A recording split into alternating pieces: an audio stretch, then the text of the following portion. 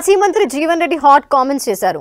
కాంగ్రెస్ జెండా పట్టిన వారికే లోకల్ బాడీ ఎన్నికల్లో ముందు అవకాశం ఇవ్వాలని, మధ్యలో వచ్చిన వారిని తరిమి కొట్టాలన్నారు.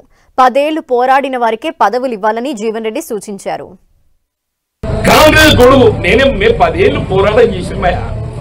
జగిత్యాల గెలవడం మాకు అదృష్టం దక్కలేదు. రాష్ట్రంలో కాంగ్రెస్ ప్రభుత్వం ఏర్పాటు కాబట్టడం లోపల మా భాగస్వామ్యం కూడా ఉంది, మా కార్యకర్త కృషి కూడా ఉందని చెప్పి అంటున్నాను.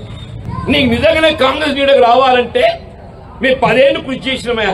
నువ్వు 10 లోపలికి పట్టు తప్పేముంది. అట్లా బంతి భోజనం కూడా క్యూ కడుతున్నారు. బంతి భోజనం కూడా క్యూ కడుతున్నారు. ముందొచ్చినప్పుడు ముందర ఉంటాడు, వెనక చూడు అనుకుంటాడు. క్యూ ఇడికి రాక మేము మొదటికెళ్ళి ఉన్నాం. 10 ఏళ్ళకి వెళ్ళి మనం నువ్వుకెళ్ళి అడస్తాడు ముందరికి అట్లా చూసుకుంటూ ఉందాం. మనం నాకైతే ఓపికెళ్ళలేదు ఆయన. రేపు లోకల్ బాడీ ఎలక్షన్స్ వస్తున్నాయి.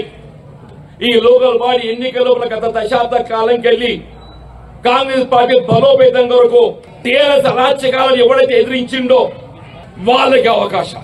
ఏ గ్రామం కానీ ఏ మండలం కానీ మీరే అభ్యర్థులు ఎంచుకోండి.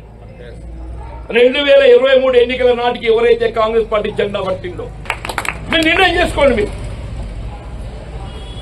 దశాబ్ద కాలం ఎవరు నిర్బంధాలకు గురై టీఆర్ఎస్ పోరాటం చేసిండో మీరు అందరూ కూర్చోండి.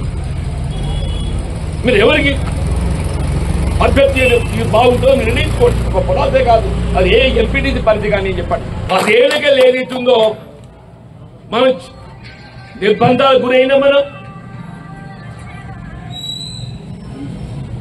ఇన్ని నిర్బంధాలకు గురై ఏదైతుందో పోరాడి చేస్తే ఇవాళ ఫలితం అనుభవించే దినం వస్తే కాడోడు వచ్చి నేను నిలబడతా అంటే ఏమన్నంటే నువ్వెవరు నాకు అర్థం కాదు.